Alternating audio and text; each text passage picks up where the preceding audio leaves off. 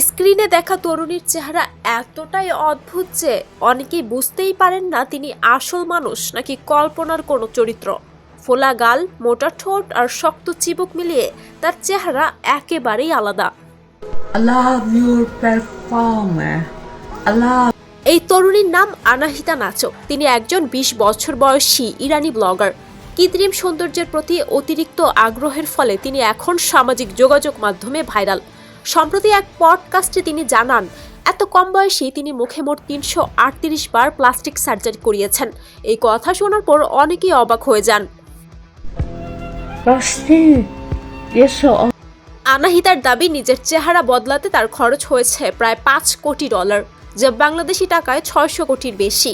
তার অদ্ভুত সাজসজ্জা ও পোশাকের কারণে মানুষ তাকে ইরানিয়ান হার্লে কুইন নামেও ডাকে। তিনি আরও বলেন, তার লক্ষ্য হলো গিনেস ওয়ার্ল্ড রেকর্ডসে নাম লেখা। গত ৮ বছর ধরে তিনি কোনো ভারী খাবার খান না। ওজন ঠিক রাখতে প্রতিদিন শুধু ১ কাপ কফি আর অল্প একটু রুটি খান। তার মতে এখন তার কোমরই নাকি পৃথিবীর সবচেয়ে চিকন কোমর।